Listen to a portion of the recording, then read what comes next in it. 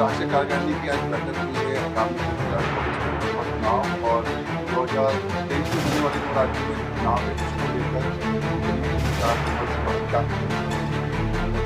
तो है कि चारों सीटें जीतेंगी। सर, एक सवाल हिमाचल के राजनीतिक दृष्टिकोण से ले लेते हैं। जिस तरीके से सुखविंदर सिंह सुक्खू ने ओपीएस का जो वादा पूरा किया है उसको आप कैसे देखते हैं? और एक तरफ वो गंभीर आरोप लगा रहे हैं पूर्व सरकार पर कि जो कोष है वो खाली हो गया है। देखिए,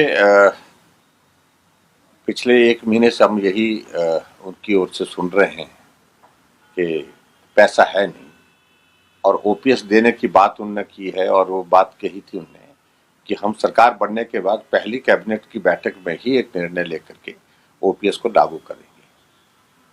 और पहली कैबिनेट की बैठक को होने के लिए एक महीने से भी ज्यादा का वक्त लगा, और कहा यह था कि हम एक महीने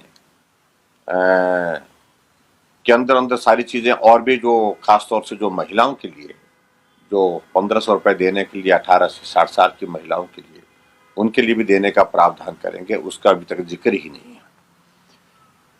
ओपीएस को लेकर के उनने घोषणा की है, लेकिन घोषणा अभी तक वही घोषणा है जो चुनाव से पहले भी की थी, और चुनाव के जीतने के बाद एक बार ने अनेकों बार कर दी।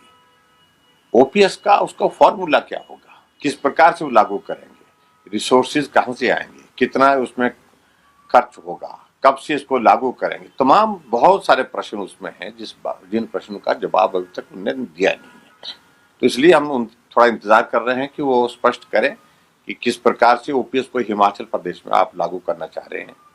और ऐसे में जो हालात हिमाचल प्रदेश में बने हैं वो बहुत कंफ्यूजन है कि सही मायने में मालूम नहीं क्या किस प्रकार से ये ओपीएस के बारे में जो जिक्र कर रहे थे उसको लागू करने की योजना बना रहे हैं। और दूसरी बात,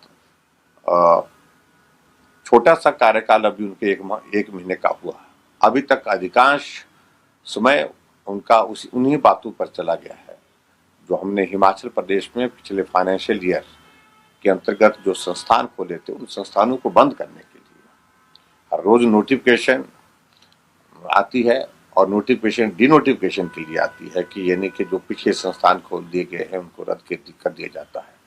तो ये उचित तरीका नहीं है, आगे बढ़ना है। और जब हमें सत्ता मिली थी तो उस वक्त क्या खजाना भरा हुआ था क्या? जितना लोन हमने लिया इन 5 सालों में इससे ज्यादा कांग्रेस वाले लोन लेकर के आए थे, और लगभग 50,000 करोड़ रुपए का लोन हमको पूर्व में कांग्रेस की सरकार के दौरान, लेकिन उसके बावजूद हमने इस प्रकार से बदले की भावना से काम नहीं किया।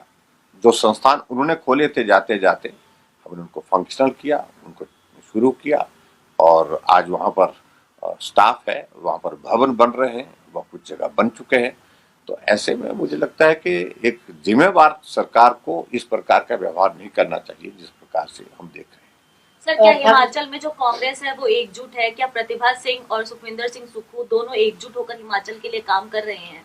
लेकिन देखिए, ये तो प्रश्न उनसे पूछना चाहिए, लेकिन लोगों के बीच में तो इन सारी चीजों पर जो है वो एक बहुत बड़ा एक प्रश्न चिन्ह खड़ा है। सर, अभी भी 3 नाम हैं जो अब तक वो लोग तय नहीं कर पाए। हाँ, अभी तक यही है।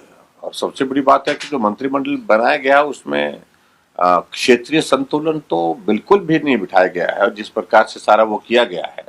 और कांगड़ा जिला बहुत बड़ा जिला, जिस जिले का कंट्रीब्यूशन सरकार बनाने में बहुत बड़ा रहा है, 10 सीटें वहां से आई है, लेकिन एक मंत्री वहां पर दिया गया है।